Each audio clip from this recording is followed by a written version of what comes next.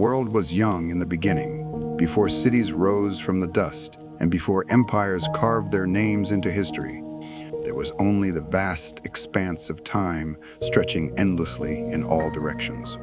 The story of humanity is not simply a tale of dates and battles, of kings and conquests, but rather a magnificent tapestry woven from countless threads of human experience, ambition, wonder, and discovery. As we embark on this journey through ancient times, we travel back thousands of years to witness the birth of civilization itself, to walk among the earliest peoples who gazed upon the same stars we see today and wondered about their place in the cosmos.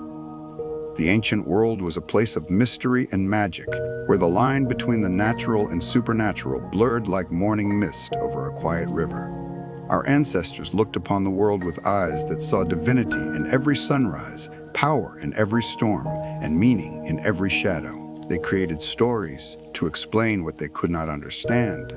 And these myths became the foundation upon which entire civilizations would be built. From the fertile river valleys of Mesopotamia to the sun-baked deserts of Egypt, from the rocky shores of Greece to the dense forests of northern Europe, humanity began its long journey from scattered tribes to organized societies.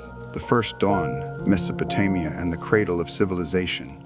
Let us begin our journey in Mesopotamia, the land between two rivers, the Tigris and the Euphrates. Here, around 10,000 years ago, something extraordinary happened.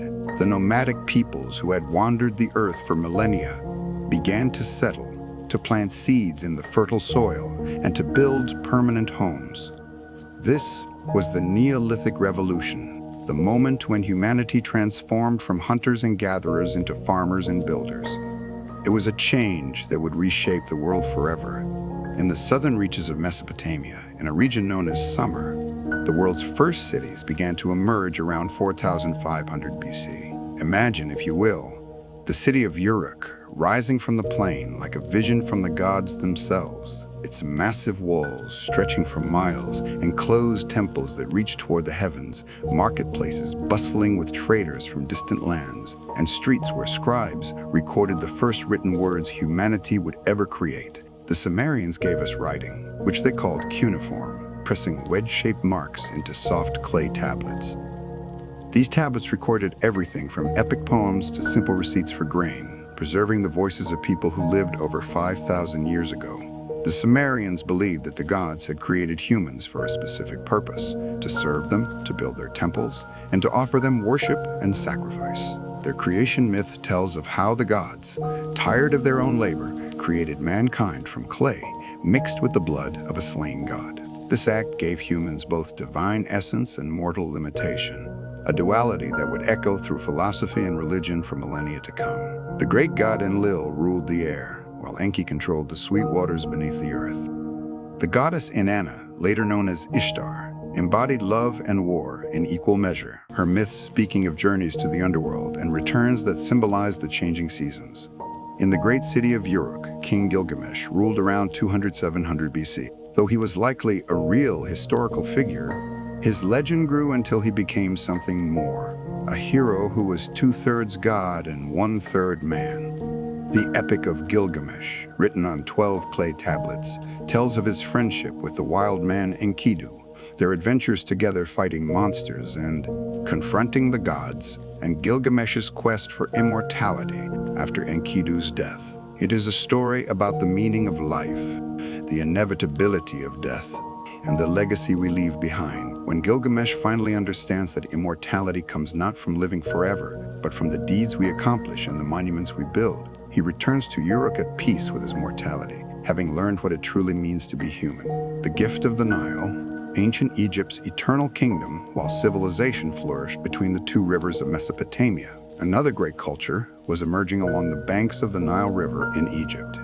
The ancient Egyptians called their land Kemet, the Black Land, referring to the rich, dark soil deposited by the annual flooding of the Nile. Beyond this fertile strip lay the Dishret, the Red Land, the vast desert that protected Egypt from invaders and gave the civilization a sense of security and permanence that would last for over 3,000 years. The story of Egypt begins around 300 BC, when a legendary king named Narmer, also called Menes, united the upper and lower kingdoms into a single realm. This unification marked the beginning of the dynastic period, an era that would see 30 dynasties rise and fall before Egypt finally succumbed to foreign conquest. The Egyptians developed one of history's most distinctive and enduring cultures, creating art, architecture, and religious practices that continue to captivate us today. It represented truth, justice, harmony, and balance. Mat was both a goddess and a principle, the foundation upon which the entire cosmos rested. The pharaoh, considered a living god, was responsible for maintaining Mat throughout the kingdom. When a pharaoh ruled justly and the Nile flooded at the right time, Mat was in balance. When chaos threatened, when the floods failed or enemies attacked, Ma'at was in danger. The Egyptians possessed an elaborate mythology that explained the creation of the world and the nature of the gods. In the beginning, before anything existed, there was only Nun, the primordial waters of chaos. From these waters emerged the first land, a mound upon which the god Adam stood. Through his own power, Adam created Shu, the god of air, and Tefnut, the goddess of moisture. They in turn gave birth to Geb, the earth, and Nut, the sky. The great drama of creation involved the separation of earth and sky, with Geb lying beneath and Nut arching over him, her body spangled with stars. From their union came the gods of the next generation, including Osiris, Isis, Seth, and Nephthys, whose stories would become central to Egyptian religion. His jealous brother Seth murdered him, dismembering his body and scattering the pieces across Egypt. Isis, the devoted wife and powerful magician, searched tirelessly until she found all the pieces. Through her magic, she reassembled Osiris and breathed life into him, long enough to conceive their son, Horus. Though Osiris could not return to the land of the living, he became the lord of the underworld, judging the souls of the dead. Meanwhile, Horus grew to manhood and fought a long battle against Seth to reclaim his father's throne. This myth represented the eternal struggle between order and chaos, between legitimate rule and usurpation, and it provided the theological foundation for pharaonic power. Death and the afterlife consumed Egyptian thought to a degree unmatched by any other ancient civilization. The Egyptians believed that life was merely preparation for an eternal existence beyond the grave. They developed elaborate funerary practices, including mummification, to preserve the body for the soul's return.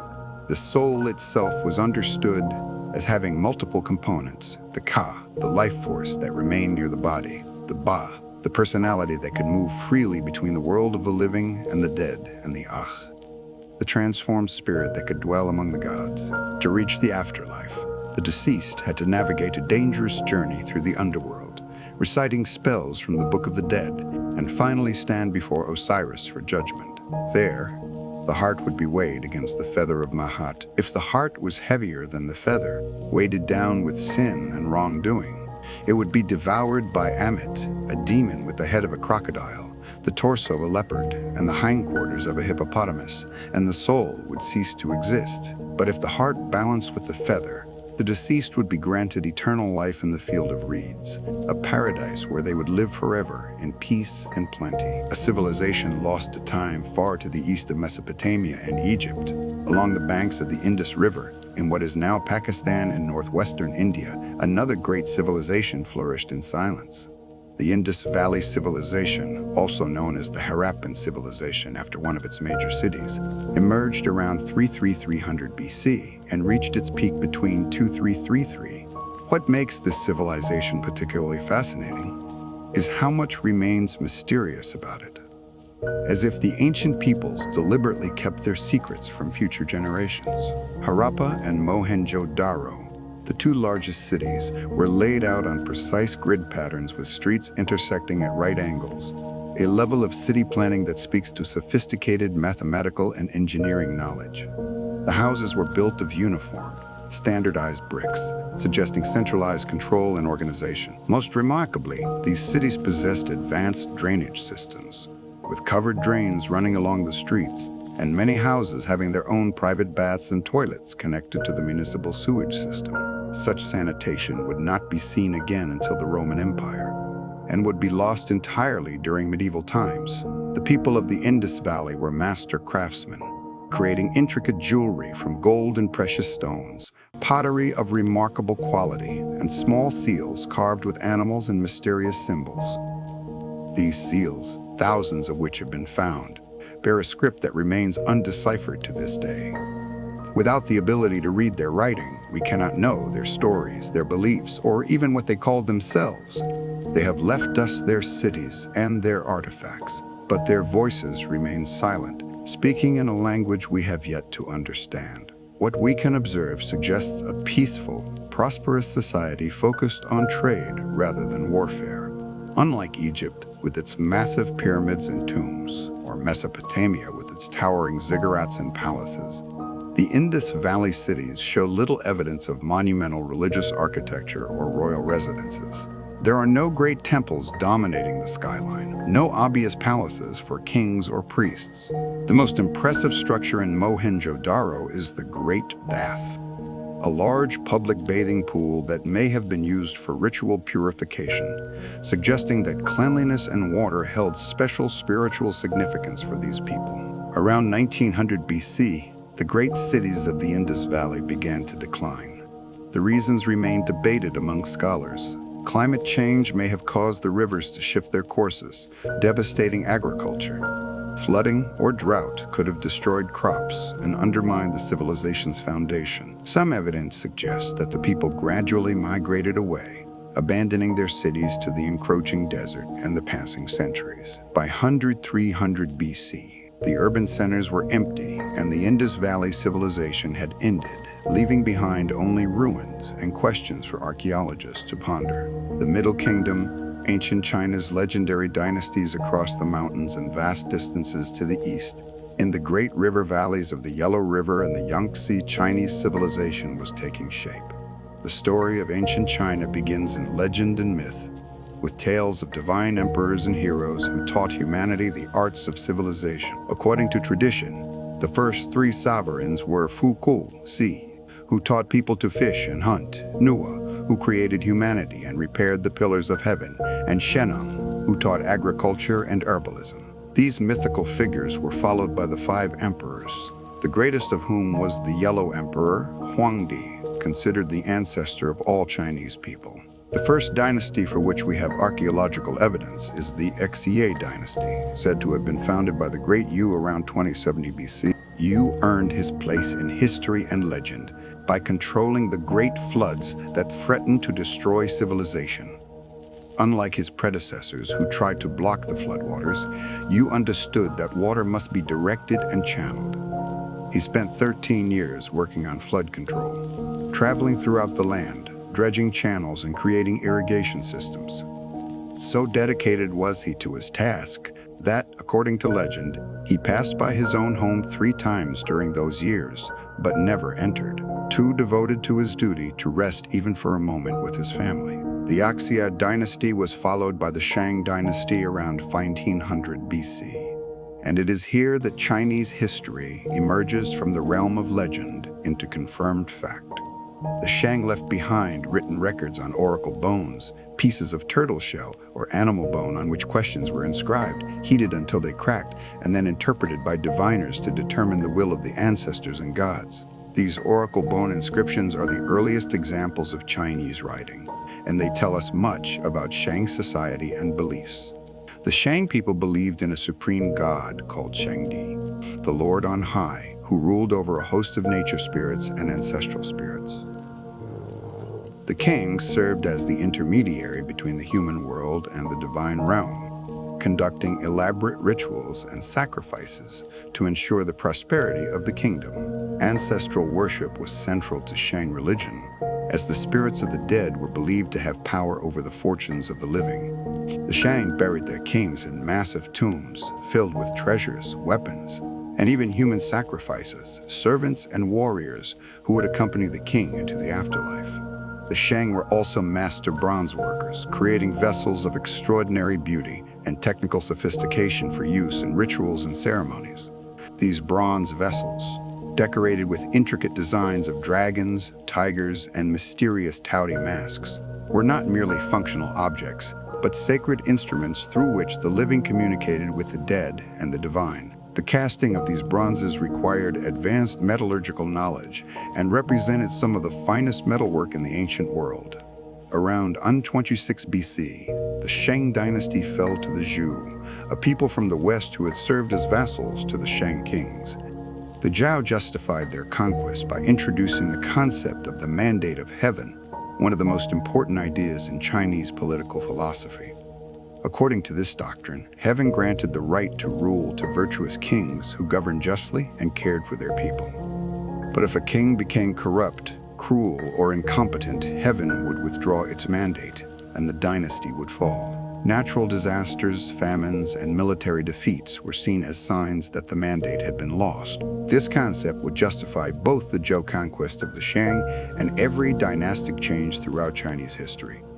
The Bronze Age Mediterranean, Minoans, and Mycenaeans, while great civilizations flourished in Asia, on the island of Crete, the Minoan civilization emerged around 2000 BC, creating a sophisticated culture that would influence the entire region. The Minoans built magnificent palaces, the greatest of which was at Knossos, a sprawling complex of rooms, corridors, and courtyards so labyrinthine that it may have inspired the later Greek legend of the labyrinth and the Minotaur. The palace at Knossos was unlike the fortified citadels of other ancient civilizations. It had no defensive walls, suggesting that the Minoans felt secure on their island home. The palace walls were adorned with vibrant frescoes showing dolphins leaping through azure waves, young men and women performing acrobatic leaps over charging bulls, and processions of people bringing offerings to unseen deities. These images give us a glimpse of a culture that celebrated beauty, nature, and physical prowess. The Minoans worship goddesses more prominently than gods, and many of their artifacts show priestesses or female deities in positions of power and importance. The most common image is of a goddess figure with bare breasts and arms raised, holding snakes, symbols of both danger and regeneration. Bulls held special significance in Minoan religion, featured prominently in both art and ritual. The dangerous sport of bull leaping, shown in the frescoes, may have been a religious ceremony, a way of confronting death and demonstrating courage before the gods. Around 1440-50 BC, Minoan civilization went into decline, possibly due to a catastrophic volcanic eruption on the nearby island of Thera, modern Santorini. The eruption would have sent massive tsunamis crashing against Crete's shores and covered the island in volcanic ash, devastating agriculture and trade. In the wake of this disaster, Mycenaean Greeks from the mainland took control of Crete, absorbing Minoan culture while adding their own distinct characteristics. The Mycenaeans were warriors, building mighty fortresses on hilltops throughout Greece. Their citadels at Mycenae, Tiryns, and Pylos featured massive walls built of stone so large that later Greeks believed they must have been constructed by the Cyclopes, the one-eyed giants of mythology. The Lion Gate at Mycenae, with its two lions flanking a column in eternal guard, still stands as a testament to Mycenaean power and ambition. These were the people who would later be immortalized in Greek legend as the heroes who sailed to Troy to reclaim Helen and bring down the proud city of Priam. The Mycenaeans adapted the Minoan writing system to create Linear B, the earliest form of written Greek. When scholars finally deciphered Linear B in the 1950s, they discovered that the tablets primarily contained inventories and administrative records, lists of sheep and cattle, records of grain and olive oil, rosters of workers and soldiers. These mundane documents revealed the complex bureaucracy that kept Mycenaean kingdoms functioning, but they also showed us that the Mycenaeans worshipped many of the same gods who would later appear in classical Greek mythology: Zeus, Hera, Poseidon, Athena, and Dionysus. Around 1200 BC, the Bronze Age Mediterranean world collapsed in a wave of destruction that remains imperfectly understood. Mycenaean palaces burned, cities were abandoned, and trade networks disintegrated. This was part of a wider catastrophe that affected the entire eastern Mediterranean, bringing down the Hittite Empire in Anatolia and threatening Egypt itself. The sea peoples, mysterious raiders who came from the sea in great fleets, are often blamed for this collapse. But the truth likely involves a complex combination of factors: climate change, famine, internal rebellion, and the breakdown of the interconnected trade system that had linked the Mediterranean world together. The Age of Heroes, Greek mythology's foundation after the collapse of the Bronze Age. Greece entered a dark age that lasted for centuries. Writing was forgotten, trade declined, and the population shrank. But from this darkness emerged a new culture that would transform the world through its art, philosophy, and stories. The Greeks of the classical period looked back to the heroic age with wonder and longing, creating myths that explained the origins of their world and gave meaning to human existence. In the Greek understanding of creation, in the beginning, there was only chaos, a void of nothingness from which all things emerged. From chaos came Gaia, the earth, and Tartarus, the deepest pit beneath the world. Gaia gave birth to Uranus, the sky, and together they produced the Titans, gigantic beings who ruled during the Golden Age before the gods. Among the Titans was Cronus, who overthrew his father Uranus in a violent act that severed earth from sky. Cronus married his sister Rhea, and together they ruled over a world of peace and plenty, where humans lived without toil or sorrow, where spring was eternal, and death came only as gentle sleep. But Cronus had learned from his father's fate that children overthrow their parents. To prevent this, he swallowed each of his children as soon as they were born: Hestia, Demeter, Hera, Hades, and Poseidon. When Rhea gave birth to her sixth child, Zeus, she could bear the loss no more. She hid the infant in a cave on the island of Crete, where he was raised by nymphs and fed on the milk of the goat Amalthea, while armed warriors danced and clashed their shields to drown out his cries. In his father's place, Rhea gave Cronus a stone wrapped in swaddling clothes, which the Titan swallowed without noticing the deception. Zeus grew to manhood in secret, and when he was strong enough, he returned to challenge his father. With the help of the Titaness Metis, Zeus tricked Cronus into drinking a potion that caused him to vomit up the children he had swallowed. The 5 siblings emerged fully grown and ready for war. Thus began Titanomachy, a war between the old gods and the new that shook the very foundations of the cosmos. For 10 years, the battle raged, with neither side able to gain the advantage. Finally, Zeus freed the Cyclopes and the Hundred-Handed Ones, monstrous beings whom Cronus had imprisoned in Tartarus. In gratitude, the Cyclopes forged weapons for the new gods: thunderbolts for Zeus, a trident for Poseidon, and a helmet of invisibility for Hades. With these weapons and the might of the Hundred-Handed Ones, Zeus and his siblings defeated the Titans and cast them down into Tartarus, establishing the reign of the Olympian gods. The world was divided among the 3 brothers. Zeus took the sky and became king of the gods, ruling from Mount Olympus, the highest peak in Greece, where mortals could not tread. Hades received the underworld, the realm of the dead, a dark kingdom from which none could return.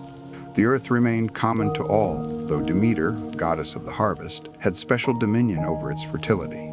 Zeus married his sister Hera, queen of the gods and protector of marriage and women, though their relationship was tumultuous, marked by Zeus's countless affairs with goddesses, nymphs, and mortal women. From these unions came many of the gods and heroes who populate Greek mythology. Athena sprang fully formed from Zeus's head, goddess of wisdom, warfare, and crafts, the patron of Athens and protector of heroes. Apollo and Artemis, twin children of Zeus and the Titaness Leto, became gods of the sun and moon, of prophecy and the hunt. Hermes, the clever messenger god, was born in a cave and immediately proved his cunning by stealing Apollo's cattle on the very day of his birth. Dionysus, god of wine, ecstasy, and theater, was born twice, once from his mortal mother Semele, who was destroyed by Zeus's true form, and again from Zeus's thigh, where the unborn child was sewn until he could come to term. The myths tell us that there were 5 ages of man, each progressively worse than the last. The Golden Age under Cronus was a time of peace and plenty. The Silver Age under Zeus saw the introduction of seasons and the need for labor. The Bronze Age brought war and violence, with men made of bronze who delighted in conflict. The age of heroes came next, producing the great warriors who fought at Troy and Thebes, men who were partly divine and accomplished impossible deeds.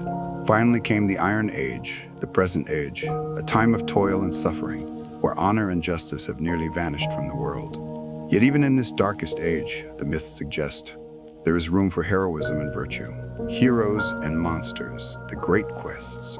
The Greek heroes were more than mere mortals, but less than gods, often born from the union of a deity and a human. They possessed extraordinary strength, courage, and skill, but they also carried within them the fatal flaw of hubris, excessive pride that inevitably led to their downfall. His grandfather, King Acrisius, had imprisoned Danae in a bronze chamber when he learned from an oracle that her son would kill him. But Zeus came to her as a shower of golden light, and Perseus was conceived. When Acrisius discovered the child, he placed mother and baby in a wooden chest and cast them into the sea, hoping to avoid his fate while not directly murdering his daughter, where they were rescued by a kindly fisherman. Years later, the king of Seriphos desired Danae and sought to get rid of Perseus by sending him on an impossible quest to bring back the head of Medusa, one of the three Gorgons, whose gaze turned anyone who looked upon her to stone. Aided by the gods, Perseus received winged sandals from Hermes, a mirrored shield from Athena, and a magical wallet and helmet of invisibility from the nymphs. He found the Gorgons sleeping in their lair, looking only at Medusa's reflection in his polished shield. Perseus cut off her head with a single stroke of his sword. From her neck sprang Pegasus, the winged horse, and Chrysaor, a giant with a golden sword, children she had conceived with Poseidon. Perseus placed the head in his wallet and flew away on his winged sandals, pursued by Medusa's immortal sisters. On his return journey, he found the Princess Andromeda chained to a rock as a sacrifice to a sea monster. Perseus saved her, using Medusa's head to turn the monster to stone, and took Andromeda as his wife. Eventually, Perseus did fulfill the prophecy by accidentally killing his grandfather with a discus during athletic games, proving that no mortal can escape their fate, no matter how they try. Heracles, called Hercules by the Romans, was the greatest of all Greek heroes, son of Zeus and the mortal woman Alcmene. His life was marked by extraordinary strength and equally extraordinary suffering. Hera, jealous of Zeus's infidelity, persecuted Heracles throughout his life. When he was an infant, she sent 2 serpents to kill him in his cradle, but the baby strangled them with his bare hands. As a grown man, Hera struck him with madness, causing him to kill his own wife and children in a fit of insanity. When the madness lifted and Heracles realized what he had done, his grief was unbearable. To atone for his crime, he was commanded to serve King Eurystheus and perform 12 labors, tasks so difficult that they seemed impossible for any mortal to complete. The 12 labors took Heracles across the known world and beyond. He strangled the invulnerable Nemean lion and wore its skin as armor. He slayed the 9-headed Hydra, whose heads grew back as soon as they were cut off, by cauterizing each neck stump with fire. He captured the golden-horned Cyrenian hind, sacred to Artemis, after chasing it for an entire year. He cleaned the Augean stables, which housed thousands of cattle and had not been cleaned for 30 years, by diverting 2 rivers through them. He drove away the Stymphalian birds with bronze wings and razor-sharp feathers. He captured the Cretan bull, father of the Minotaur. He obtained the man-eating mares of Diomedes, taming them by feeding them their own master. He took the girdle of Hippolyta, queen of the Amazons. He captured the cattle of Geryon, a 3-bodied giant who lived at the edge of the world. He brought back the golden apples of the Hesperides from the garden at the end of the earth. And finally, he descended into the underworld itself and brought back Cerberus, the 3-headed dog that guards the gates of Hades, returning him unharmed after showing him to Eurystheus. Through these labors and many other adventures, Heracles became a symbol of human endurance and the triumph of strength and courage over impossible odds. After his death, Zeus granted him immortality, and he ascended to Mount Olympus to dwell among the gods, reconciled at last with Hera and married to the goddess Hebe, who personified eternal youth. The Trojan War, when heroes walked the earth, the Trojan War, though likely based on some historical conflict, became in Greek mythology the ultimate test of heroism, the moment when the greatest warriors of the age gathered to fight over honor, love, and glory. The war began with a wedding and a golden apple. When the sea nymph Thetis married the mortal Peleus, all the gods were invited except Eris, goddess of discord. Angered at being excluded, Eris threw a golden apple into the midst of the celebration, inscribed with the words, "For the fairest." 3 goddesses immediately claimed it: Hera, Athena, and Aphrodite. Zeus, wisely refusing to judge between them, appointed Paris, a Trojan prince, to make the decision. Each goddess tried to bribe Paris. Hera offered him power over all of Europe and Asia. Athena promised wisdom and victory in battle. Aphrodite offered him the love of the most beautiful woman in the world, Helen of Sparta. Paris chose Aphrodite, earning the eternal enmity of Hera and Athena, and setting in motion the events that would destroy his city. With Aphrodite's help, Paris traveled to Sparta and convinced Helen, who was already married to King Menelaus, to flee with him back to Troy. The Wolf and the Twins, Rome's mythical beginning long after the fall of Troy. Across the Mediterranean Sea in the land of Italy, a new power was destined to rise that would surpass even the glory of Greece. The Romans traced their origins back to the aftermath of the Trojan War itself, claiming descent from Aeneas, a Trojan prince who escaped the burning city with his father and young son. According to the poet Virgil, who wrote the Aeneid during the reign of Augustus, Aeneas was destined by the gods to found a new Troy in Italy, a city that would one day rule the world. Aeneas' journey was long and perilous. He sailed from Troy with a fleet of ships carrying Trojan refugees, seeking the land where fate decreed they would build their new home. They wandered for years, facing storms sent by the vengeful goddess Juno, who still harbored hatred for the Trojans from the judgment of Paris. They stopped in Carthage, where Queen Dido fell desperately in love with Aeneas and begged him to stay. But Jupiter sent Mercury to remind Aeneas of his destiny, and the Trojan prince reluctantly left Carthage, despite knowing that his departure would destroy Dido. The queen, abandoned and heartbroken, cursed Aeneas and his descendants before throwing herself upon a funeral pyre. Her curse would echo through history in the bitter wars between Rome and Carthage centuries later. Finally, Aeneas reached Italy and made an alliance with King Latinus, whose daughter Lavinia was promised to him in marriage. But this led to war with the Rutulians, whose prince Turnus had expected to marry Lavinia himself. After fierce battles, Aeneas killed Turnus in single combat and established his kingdom in Latium, founding the city of Lavinium. His son Ascanius would later found Alba Longa, and from this line would eventually come the twins who would establish Rome itself. Many generations after Aeneas, in the city of Alba Longa, a usurper king named Amulius overthrew his brother Numitor and forced Numitor's daughter, Rhea Silvia, to become a Vestal virgin, a priestess sworn to remain chaste. This was meant to prevent her from bearing children who might challenge his throne. But the god Mars came to Rhea Silvia, and she gave birth to twin boys, Romulus and Remus. When Amulius discovered the children, he ordered them to be drowned in the Tiber River. The servants charged with this task could not bring themselves to murder infants, so they placed the twins in a basket and set them adrift on the river, hoping fate would be kinder than their king. The basket came to rest at the base of the Palatine Hill, one of the 7 hills that would become the heart of Rome. There, a she-wolf found the crying babies and, moved by some divine impulse, nursed them as if they were her own cubs. Woodpecker, sacred to Mars, brought them food. Eventually, a shepherd named Faustulus discovered the twins and brought them home to his wife, who raised them as her own children. The boys grew strong and bold, becoming leaders among the local shepherds and young men. When Romulus and Remus learned their true identity, they returned to Alba Longa, killed the usurper Amulius, and restored their grandfather Numitor to the throne. Then they decided to found their own city on the spot where the wolf had saved them.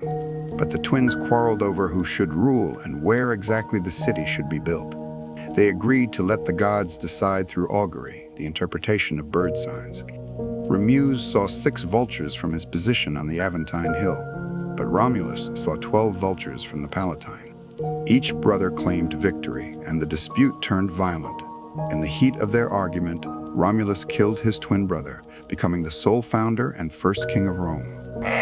The city was established on April 21, 753 BC, according to Roman tradition, and Romulus gave it his name. The Republic, virtue, and expansion Rome began as a small city-state, but possessed an almost supernatural drive for expansion and conquest. The early Romans were a hardy, practical people, farmers and soldiers who valued discipline, duty, and loyalty above all else. They believed in pietas, reverence for the gods, family and state, and virtus, the courage and excellence expected of a Roman man. These values, combined with superior military organization and political flexibility, would carry Rome from a minor Italian city to master of the known world. After the period of kings ended with the expulsion of the tyrannical Tarquin the Proud in 59 BC, Rome became a republic, governed by elected magistrates and the Senate. The highest officials were two consuls who served for 1 year, each having the power to veto the other's decisions, preventing any single person from becoming too powerful. This system of checks and balances would govern Rome for nearly 500 years. The Republic's expansion was not smooth or inevitable. Rome survived many crises that would have destroyed lesser states. In 330 BC, Gallic warriors sacked the city, and only the citadel on the Capitoline Hill held out.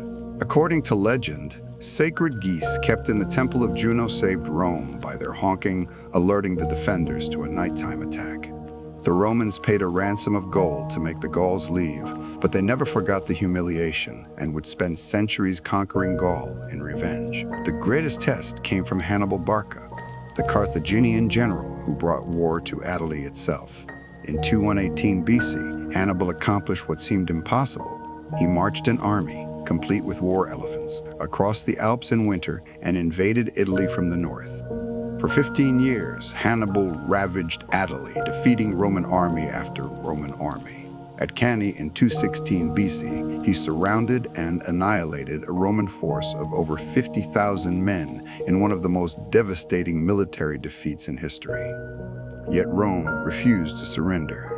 They would not negotiate, would not admit defeat. They raised new armies, changed their tactics, and slowly wore Hannibal down. Eventually, they took the war to Africa itself, and at Zama in 2002 BC, the Roman general Scipio Africanus defeated Hannibal, ending the Second Punic War and establishing Rome as the dominant power in the Western Mediterranean. The empire Caesar in the Pax Romana, the Republic's success, contained the seeds of its own destruction. Conquest brought wealth, but also massive inequality between rich and poor. Successful generals became too powerful, commanding armies loyal to them personally rather than to the state. The 1st century BC saw Rome torn by civil wars as ambitious men competed for supreme power. Caesar emerged from this chaos as perhaps the most famous Roman of all. A brilliant general, he conquered Gaul, adding all of modern France to Rome's empire. He crossed the Rubicon River with his army in 49 BC, an act of open rebellion against the Senate, and plunged Rome into civil war. Formed the calendar, gave land to his veterans, and began ambitious building projects. But his power threatened the very foundation of the Republic. On the Ides of March, 44 BC, a group of senators who called themselves liberators assassinated Caesar, stabbing him 23 times at the base of Pompey's statue in the Theater of Pompey. Caesar's heir, his grandnephew Octavian, eventually defeated all rivals, including Mark Antony and Cleopatra of Egypt. In 27 BC, Octavian carefully returned all his powers to the Senate and people of Rome, while ensuring that they would immediately give them back to him. He took the title Augustus, meaning the revered one, and became the first Roman emperor, though he carefully avoided that title, preferring to be called Princeps, first citizen. Through this careful fiction, Augustus transformed Rome from a republic to an empire while claiming to have restored the Republic. Under Augustus and his successors, Rome entered the Pax Romana, the Roman peace, 2 centuries of relative stability and prosperity that allowed culture and commerce to flourish. Roman roads connected Britain to Mesopotamia. Roman law provided a common legal framework, and the Roman armies secured the borders against barbarian invasions. Cities throughout the empire were adorned with theaters, temples, baths, and aqueducts, bringing urban amenities to millions of people. The Romans were great engineers and builders. They perfected the arch and developed concrete, allowing them to construct buildings of unprecedented size and durability. The Pantheon in Rome, with its massive dome, still stands after 2,000 years. The Colosseum could hold 50,000 spectators for gladiatorial games and wild beast hunts. Aqueducts brought fresh water to cities from sources miles away, flowing through precisely engineered channels that maintained the perfect gradient. Roman culture absorbed and transformed the influences of conquered peoples, particularly the Greeks. They adopted Greek gods, giving them Roman names. Zeus became Jupiter, Ares became Mars, Aphrodite became Venus. They admired Greek art and philosophy while considering themselves more practical and disciplined than the imaginative Greeks. The Latin language spread throughout the Western Empire, eventually evolving into the Romance languages Italian, French, Spanish, Portuguese, and Romanian. Yet even the mighty Roman Empire could not last forever. The 3rd century saw crisis after crisis, civil wars, economic collapse, plague, and increasing pressure from barbarian tribes on the borders. The empire split into eastern and western halves, with the eastern portion, centered on Constantinople, surviving as the Byzantine Empire for another 1,000 years after the Western Empire fell. In 476 CE, the last Western Roman emperor, Romulus Augustulus, ironically named after both the founder of Rome and the founder of the empire, was deposed by a Germanic chieftain. The Western Roman Empire had ended, but its legacy would shape European civilization for all time to come. The Nine Worlds, Norse cosmology far to the north in the cold lands of Scandinavia. A different mythology took shape, one born from ice and fire, where even the gods were mortal and the end of the world was foreordained. The Norse people, who would become known as Vikings, developed a complex cosmology centered on Yggdrasil, world tree. In the Norse understanding of creation, in the beginning there existed only Janaga Gap, a great void of nothingness. To the north lay Niflheim, the realm of ice and mist, where the spring of Virgilmere bubbled forth 11 frozen rivers. To the south burned Muspelheim, the land of fire, guarded by the fire giant Surtur with his flaming sword. When the ice from the north met the fire from the south in the void, the ice began to melt, and from these primordial drops formed Ymir, the first being an enormous frost giant. As Ymir slept, he sweated, and from his sweat came more giants, the race of frost giants who would be the eternal enemies of gods and men. From the melting ice also emerged Autumnla, a cosmic cow who nourished Ymir with her milk. Autumnla licked the salty ice blocks for sustenance, and as she licked, she freed Beri, the first god, from the ice. Beri had a son named Bor, who married Besla, a giantess, and together they had 3 sons. These 3 gods rose up against Ymir and killed him, and from his body they created the world. Ymir's flesh became the earth, his blood the seas and lakes, his bones the mountains, his teeth the stones, his hair the trees, and his skull the dome of the sky, held aloft by 4 dwarfs stationed at the cardinal directions. From Ymir's brains the gods made the clouds, and from the sparks of Muspelheim they created the stars, sun, and moon. The gods established 9 realms connected by Yggdrasil, a world tree. At the top was Asgard, home of the Aesir gods, connected to Midgard, the realm of humans, by the rainbow bridge Bifrost. Below Midgard lay Svartalfheim, land of the dark elves or dwarfs, master craftsmen who forged magical items for the gods. Niflheim remained the realm of ice and mist, eventually becoming part of Helheim, the land of the dead ruled by the goddess Hel. Muspelheim continued to burn in the south. Jotunheim was the land of giants, Vanaheim the home of the Vanir gods, Alfheim the realm of the light elves, and at the center of all things was Midgard, the Middle Earth where humanity dwelt. Yggdrasil itself was constantly under threat. The dragon Nidhogg gnawed at its roots in Niflheim, trying to destroy the tree. 4 stags ran among its branches, eating the bark and leaves.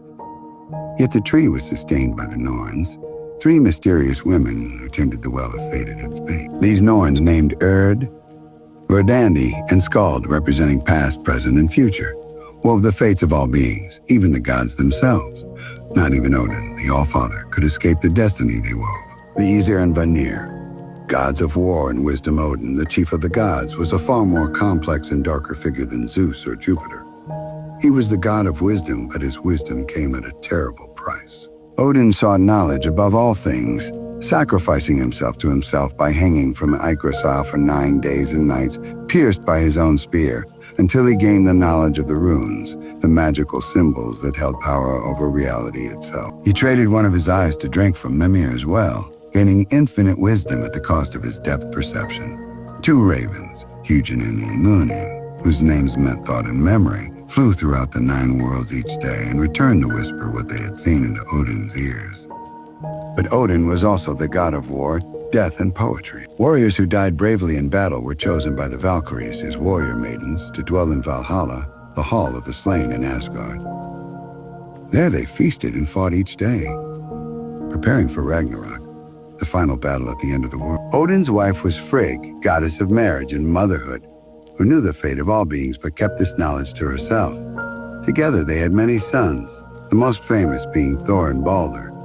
Thor, the thunder god, was the most beloved of the Norse gods among common people. Where Odin was cunning and mysterious, Thor was straightforward and honest, a mighty warrior who defended both gods and humans from the giants. He wielded Mjolnir, the hammer forged by dwarfs, which always returned to his hand after being thrown and which could level mountains.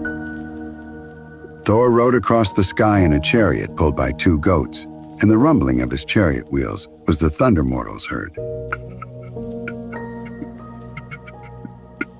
His greatest enemy was Jormungandr, the world serpent, a monstrous snake so large it encircled all of Midgard and bit its own tail. Thor and the serpent were destined to kill each other at Ragnarok. Loki was perhaps the most complex figure in Norse mythology, neither fully god nor fully giant, a trickster whose actions brought both benefit and disaster to Asgard. Loki was blood brother to Odin, yet he constantly caused trouble with his schemes and deceptions. He was responsible for many of the gods' treasures, having wagered his head with dwarfs and tricked them into creating Mjolnir, Odin's spear Gungnir, and the golden hair of Sif, Thor's wife. Yet Loki also engineered the death of Balder, the most beautiful and beloved of the gods. For this crime, the gods bound Loki to a rock with a serpent above him, dripping venom onto it. His wife Sigyn stayed by his side, catching the venom in a bowl. But when the bowl filled, and she turned to empty it, the venom fell on Loki, and his writhing in agony caused earthquakes in Midgard. The Vanir were another tribe of gods associated with fertility, prosperity, and magic. After a long war between the Aesir and Vanir, peace was established through an exchange of hostages. The Vanir sent Noah, god of the sea and sailing, and his children, Freyr and Freya, to live in Asgard. Freyr became the god of fertility, peace, and prosperity, while Freyja was the goddess of love, beauty, and magic. Freyja was also a warrior goddess who received half of the slain heroes, taking them to her hall Folkvanger, while Odin received the other half in Valhalla. Ragnarok. The twilight of the gods, unlike most ancient mythologies, Norse mythology included a detailed prophecy of how the world would end. Ragnarok, the twilight of the gods, was inevitable, and even the gods knew they could not prevent it. The Verlva, the seers, prophesied the signs that would herald the end. 3 winters would come with no summers between them, the age of axes and swords, when brother would fight brother and families would be torn apart. The wolves Skull and Hati, who eternally chased the sun and moon, would finally catch and devour them, plunging the world into darkness. The bonds that held the great wolf Fenrir would break. This monstrous wolf, son of Loki, had been bound by the gods with the magical chain Gleipnir, made from impossible things. The sound of a cat's footfall, the beard of a woman, the roots of a mountain, the sinews of a bear, the breath of a fish, and the spittle of a bird. The god Tyr had placed his hand in Fenrir's mouth as a pledge of good faith while the other gods bound the wolf, and when Fenrir realized he had been tricked, he bit off Tyr's hand. But at Ragnarok, Fenrir would break free and devour Odin himself. Jormungandr would rise from the ocean, causing massive floods and tsunamis. Surtur would lead the fire giants from Muspelheim, his flaming sword setting the world ablaze. The giants would sail to Asgard in Naglfar, a ship made from the fingernails and toenails of the dead.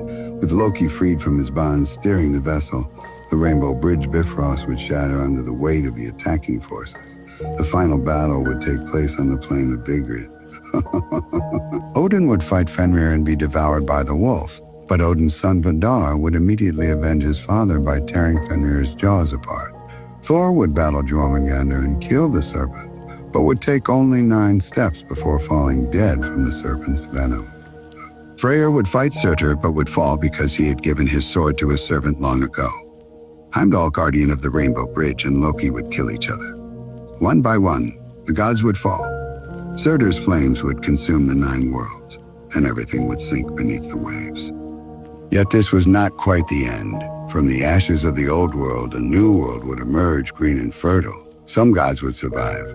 Odin's sons Vidar and Vali, Thor's sons Modi and Magni, who would inherit Mjolnir, and Baldur and his brother Hod would return from the land of the dead. 2 humans, a woman named Lif and a man named Lifthrasir, would survive by hiding in Yggdrasil itself, and they would repopulate the earth. The cycle would begin anew, suggesting that perhaps even Ragnarok itself was not the ultimate ending, but part of an eternal pattern. The Viking Age. Raiders and explorers, the people who believed in these myths, the Norse or Vikings, burst onto the European scene in 793 CE with the raid on the monastery of Lindisfarne in England. The Anglo-Saxon Chronicle recorded, "Never before has such terror appeared in Britain as we have now suffered from a pagan race. The heathens poured out the blood of saints around the altar and trampled on the bodies of saints in the temple of God, like dung in the streets." This raid marked the beginning of the Viking Age, a period of nearly 3 centuries when Norse raiders, traders, and explorers would leave their mark across Europe and beyond. The Vikings were exceptional seafarers, building long ships that were fast, flexible, and could navigate both deep oceans and shallow rivers. These ships, with their elegant curves and fierce dragonhead prows, could beach directly on shore, allowing Vikings to strike suddenly and retreat quickly. They raided monasteries and towns throughout Britain, Ireland, and France, seeking wealth and slaves. The word Viking itself probably comes from Vik, meaning bay or creek, referring to pirates who hid in inlets. But the Vikings were not merely raiders. They were farmers and craftsmen, poets and lawmakers. They established settlements from Iceland to Russia, from Greenland to the Mediterranean. Leif Erikson reached North America around the year 1000, establishing a short-lived settlement in Newfoundland 5 centuries before Columbus. The Vikings founded the Kingdom of Rus, which would become Russia, with their capital at Kiev. They served as elite mercenaries in Constantinople, forming the Varangian Guard that protected the Byzantine Emperor. The rise of Persia, an empire of tolerance while Greece was emerging from its dark age and Rome was still a small city on the Tiber. A new power was rising in the east that would create the largest empire the world had yet seen. The Persian Empire, founded by Cyrus the Great in 550 BCE, stretched from the Mediterranean Sea to the Indus River, encompassing dozens of different peoples, languages, and cultures under a single administration. What made the Persian Empire remarkable was not merely its size, but the philosophy with which it governed its vast territories. According to legend, his grandfather, Astias, king of the Medes, had a dream that his daughter's son would overthrow him. When Cyrus was born, Astyages ordered him killed, but the official charged with this task could not murder an infant and instead gave the baby to a shepherd to raise. Years later, when Cyrus's true identity was discovered, he led a rebellion against his grandfather, defeated the Median army, and united the Medes and Persians into a single kingdom. Cyrus then embarked on a series of conquests that would establish the Persian Empire. He defeated Croesus, the fabulously wealthy king of Lydia in western Anatolia, whose name became synonymous with riches. He conquered the great cities of Mesopotamia, including Babylon, the most powerful city in the Near East. When Cyrus entered Babylon in 539 BCE, he did something unprecedented. Instead of destroying the city and enslaving its people, as was customary for conquerors, he presented himself as a liberator. He freed the peoples who had been held captive in Babylon, including the Jews, allowing them to return to their homeland and rebuild their temple in Jerusalem. The Cyrus Cylinder, a clay document from this period, has been called the first declaration of human rights, as it records Cyrus's policy of tolerance toward the religions and customs of conquered peoples.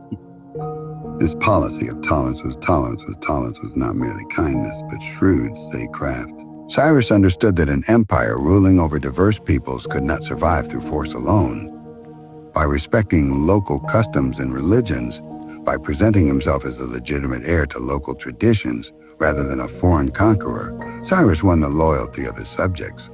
This approach would characterize Persian rule throughout its history and allowed the empire to endure for over 2 centuries. Cyrus was succeeded by his son Cambyses, who added Egypt to the empire, and then by Darius the Great, who reorganized the empire into satrapies, administrative provinces, each governed by a satrap or governor. Darius built a network of roads connecting all parts of the empire, with the royal road stretching from Susa, Persia to Sardis in Anatolia, a distance of over 1,500 miles.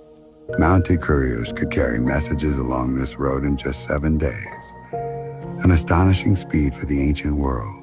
The Greek historian Herodotus admiringly wrote of these couriers. Neither snow nor rain nor heat nor gloom of night stays these couriers from the swift completion of their appointed rounds, words later adopted as the motto of postal services around the world. Darius also built Persepolis, a magnificent capital that showcased the wealth and power of the empire. The ruins that remain today, with their towering columns and detailed reliefs showing representatives from all the empire's peoples bringing tribute to the king, still inspire awe.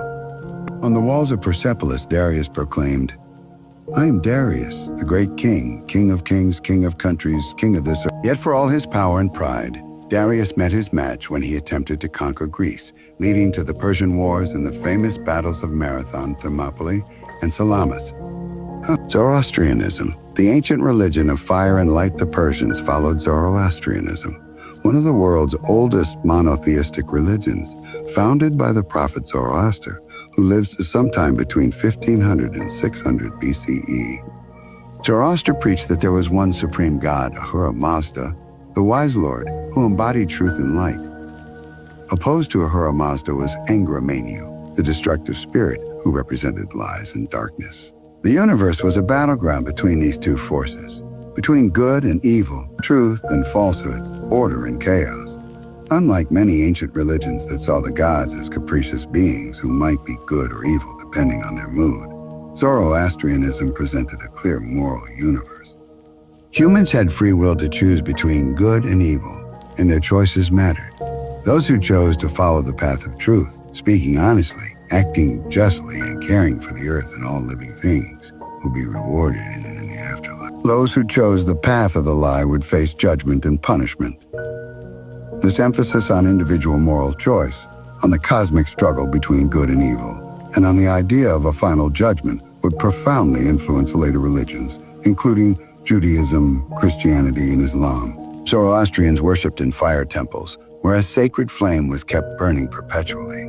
Fire represented the light of Ahura Mazda, the divine wisdom that illuminated the darkness. Zoroastrian priests called magi tended these sacred fires and performed rituals to maintain cosmic order. The famous wise men, or 3 kings who visited Jesus in Christian tradition, were likely Zoroastrian magi, traveling from Persia following a star they interpreted as a sign of divine significance. The Celts, warriors and druids of the West, far to the west of Persia, across Europe from Spain to Britain and Ireland, lived the Celtic peoples, a diverse collection of tribes united by language and culture rather than by political organization. The Celts never formed a single empire or state, but their influence spread across much of Europe during the Iron Age. And their legacy remains strong in Ireland, Scotland, Wales, and Brittany to this day. Celtic society was organized around warrior aristocracies. Honor and reputation meant everything to Celtic warriors, who engaged in single combat, took heads as trophies, and composed poetry praising the deeds of heroes. They were skilled metalworkers, creating intricate designs in bronze, gold, and iron with swirling patterns and stylized animals that remained distinctively Celtic. Their warriors were fierce and feared. The Romans struggled for centuries to conquer Celtic lands, and Julius Caesar's campaigns in Gaul were bloody affairs that resulted in the deaths of over 1 million people. The spiritual life of the Celts was guided by druids, priests who combined the roles of religious leaders, judges, teachers, and advisors to kings. Druids underwent many years of training, memorizing vast amounts of knowledge since they refused to commit their sacred learning to writing. They performed rituals in sacred groves, believing that certain trees, particularly oaks, were holy. They studied the movements of stars and planets, predicted the future, and mediated between the human world and the other world, the realm of spirits and gods. Celtic mythology is rich with tales of heroes and magic.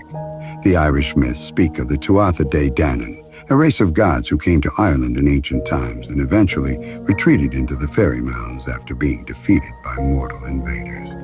They tell of Cuchulainn, the great hero of Ulster who single-handedly defended his kingdom against the armies of Queen Medb, entering a battle frenzy in which his body transformed and he became nearly invincible. The Welsh tell of the Mabinogion, tales of magic, romance, and adventure, including the story of Bran the Blessed, whose severed head continued to live and speak after his death. The Celts believed in the transmigration of souls, the idea that after death, the soul would be reborn in another body. This belief made them fearless in battle, for death was not an ending, but a transition to another life. They held great feasts at certain times of year, particularly Samhain, celebrated on the night of October 31st, when the boundary between the world of the and the other world grew thin, and spirits could pass between the realms. This festival would have eventually evolved into the other voices lost and remembered beyond these great civilizations and cultures. Countless other peoples lived, loved, built, and dreamed throughout the ancient world. The Phoenicians, master sailors and traders, spread their alphabet across the Mediterranean, giving us the letters we use today. They founded colonies throughout the Mediterranean, the greatest of which was Carthage, and they may have circumnavigated Africa over 2,000 years before European explorers would accomplish the same feat. The Olmecs of Mesoamerica carved massive stone heads weighing many tons, built pyramids, and developed a writing system and calendar that later Mesoamerican cultures would inherit. The Chavan culture in the Andes Mountains of South America built temple complexes and created intricate artwork featuring jaguars and eagles. In sub-Saharan Africa, the Kingdom of Kush along the Nile River in what is now Sudan built pyramids and ruled Egypt itself for a time during the 25th dynasty. The Polynesians navigated vast stretches of the Pacific Ocean in outrigger canoes, guided only by stars, waves, and their deep knowledge of the sea, settling islands from Hawaii to Easter Island to New Zealand. The Aboriginal Australians maintained a continuous culture for over 50,000 years, preserving stories and knowledge through oral tradition and rock art. In North America, the Mississippian culture built Cahokia, a city near modern St. Louis with a population that may have exceeded 15,000 people, featuring massive earthwork mounds and sophisticated trade networks. Its own stories, its own explanations for how the world came to be and what it meant to be human. Many of these stories are lost forever, languages forgotten, traditions interrupted by conquest, disease, or environmental catastrophe. But some have survived, passed down through generations, written in stone and clay, preserved in the memories of descendants who still honor the ancestors. The threads that connect us as we journey back through the mists of time. Returning from the ancient world to our own, we carry with us the stories, wisdom, and achievements of countless generations. The civilizations we have visited, from the river valleys of Mesopotamia to the longships of the Vikings, from the pyramids of Egypt to the fire temples of Persia, may seem distant and disconnected from our modern lives. Yet the truth is that we are intimately connected to these ancient peoples in ways both obvious and subtle, carrying forward their legacy in everything we do. The alphabet you are reading now traces its ancestry back to the Phoenicians, who simplified Egyptian hieroglyphics and Mesopotamian cuneiform into a more practical writing system. The Greeks borrowed this alphabet and added vowels. The Romans modified it further, and it spread throughout Europe and eventually the world. When you write a letter or type on a keyboard, you are using a tool refined over 3,000 years, passed down from ancient traders who needed a simple way to record their transactions. The 7-day week comes from Babylon, where astrologers associated each day with one of the 7 celestial bodies visible to the naked eye: the sun, moon, Mars, Mercury, Jupiter, Venus, and Saturn. The Romans adopted this system, naming the days after their gods, and it spread throughout the world. Sunday is the day of the sun, Monday the day of the moon, and the other days bear the names of Norse gods in English or Roman gods in Romance languages, a linguistic fossil preserving ancient religious beliefs in our modern calendars. Our systems of law owe much to Rome, whose legal principles of justice, evidence, and the rights of citizens form the foundation of legal systems throughout the Western world. The concept that one is innocent until proven guilty, that laws should apply equally to all citizens, and that legal proceedings should follow established procedures rather than the whims of rulers, these are gifts from Roman jurisprudence. The very word justice comes from the Roman goddess Justitia, who held scales to weigh evidence and a sword to enforce her verdicts. Democracy, that system of government where power rests with the people, was born in ancient Athens.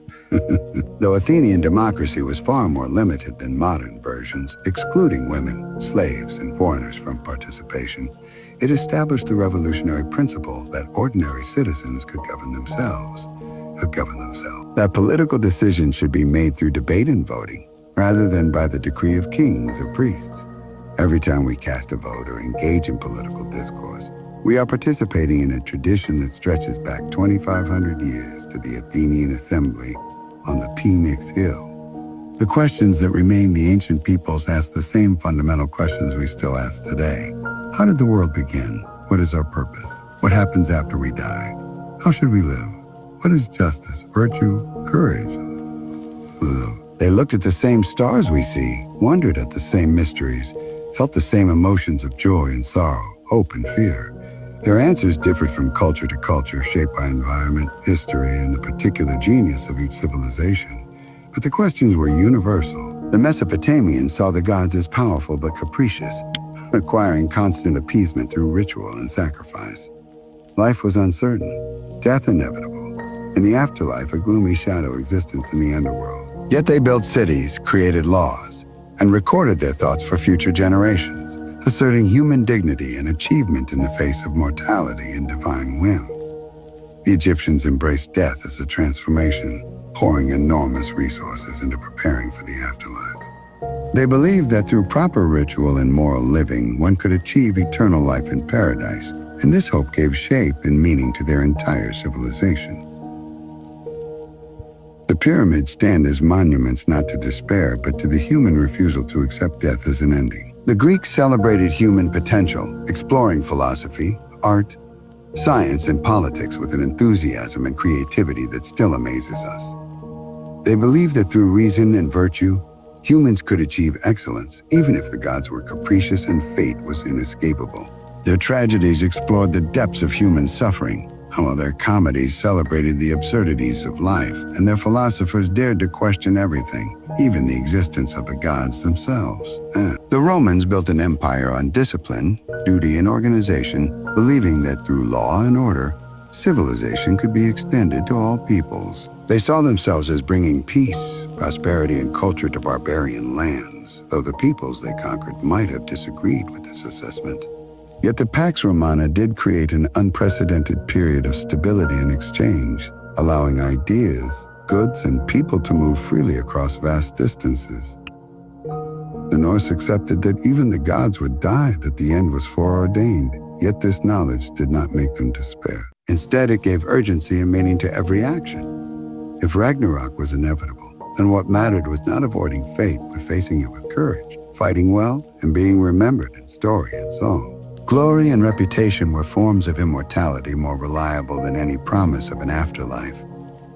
The Zoroastrians taught that the universe was a moral battleground and that every person's choices mattered in the cosmic struggle between good and evil. This gave individual actions tremendous significance, making each person a warrior in the service of truth and light, regardless of their social station. It was a democratization of spiritual meaning that would influence countless religious movements to come. What the ancients teach us looking back across the millennia, certain patterns emerge. Lessons that transcend any particular culture or era. The ancients teach us that civilization is fragile, requiring constant effort to maintain. Great empires rise, flourish, and fall, often in just a few generations. The Bronze Age collapsed, the fall of Rome, the abandonment of the Indus Valley. You all remind us that nothing is permanent, that the achievements of centuries can be lost in decades if not carefully preserved and passed on. Yet they also teach us that human creativity and resilience are boundless. After every collapse, new civilizations emerged, often building on the ruins of the old. preserving what was valuable and adding new innovations. The knowledge of the ancients was not lost entirely, but transformed, passing from culture to culture, adapting to new circumstances while maintaining continuity with the past. The ancients remind us of the power of stories. Every civilization we have visited preserved its values, its understanding of the world, and its sense of identity through mythology and legend. These stories were not mere entertainment, but the foundation of culture, teaching each generation what it meant to belong to their particular people, how to live a good life, and what to value. The Epic of Gilgamesh, the Homeric poems, the Norse sagas. These are not just ancient literature, but living testaments to the human need for narrative, for meaning, for connection to something larger than ourselves. They teach us humility. The peoples of the ancient world were not primitive or simple-minded. They were fully human, as intelligent and creative as we are, capable of sophisticated mathematics, engineering, philosophy, and art. They built structures we still cannot fully explain, created beauty that still moves us, and thought deeply about the nature of existence. In some ways, they may have known things we have forgotten, had perspectives we have lost in our rush toward technological progress. The eternal return as we conclude our journey through ancient times, we find ourselves back where we began, in the eternal present, carrying within us the accumulated wisdom and folly of thousands of years. The ancient world has not truly ended. It lives on in our languages, our institutions, our stories, our very way of thinking about the world. We are not separate from the ancients, but continuous with them, part of an unbroken chain of humanity, stretching back to the first farmers in Mesopotamia and beyond, back to the first humans who looked at the stars and wondered what they were. The myths and legends we have explored are not dead stories from a forgotten past, but living narratives that continue to resonate because they speak to fundamental human experiences and questions. When we struggle with our mortality, we share Gilgamesh's quest for immortality. Quest for immortality. When we face difficult choices, we understand the dilemmas of Greek heroes torn between duty and desire. When we contemplate the end of all things, we echo the Norse vision of Ragnarok. When we build cities and laws, we follow in the footsteps of the Romans. When we seek wisdom and truth, we join the ancient philosophers and prophets in their eternal quest. The ancient world teaches us that we are part of something larger than ourselves, that we stand on the shoulders of countless generations who came before, and that we in turn have a responsibility to preserve and pass on what we have inherited to those who will come after. History is not a collection of dead facts, but a living conversation between past and present, a dialogue in which we are all participants. As you drift towards sleep, let your mind wander through the places we have visited. Walk the streets of ancient Europe. Feel the spray of the Nile on your face. Stand before the Parthenon gleaming white in the Mediterranean sun. Hear the thunder of Thor's chariot crossing the sky. Feel the warmth of a sacred fire in a Zoroastrian temple. These places are gone but not forgotten, destroyed but not entirely lost, for they live on in memory, in story, in the legacy they left behind. The ancient world was a time of wonder and terror, of beauty and brutality, of wisdom and ignorance, not so different from our own time. The people who lived then loved their children, mourned their dead, told stories around fires, gazed at stars, and tried to make sense of their place in the vast cosmos. They were us, and we are them, separated by time, but united by the shared experience of being human. Sleep now and dream of ancient times, of gods and heroes, of empires and ruins, of myths and legends that have echoed through the centuries to reach us here and now. In your dreams, you may walk with the ancients, and they may whisper their secrets to you, truths that have been known since the beginning of civilization, and that will endure until the end. The journey through ancient times never truly ends, for history is always with us, shaping who we are and who we will become. Rest well, traveler, for tomorrow begins a new chapter in the eternal story of humanity.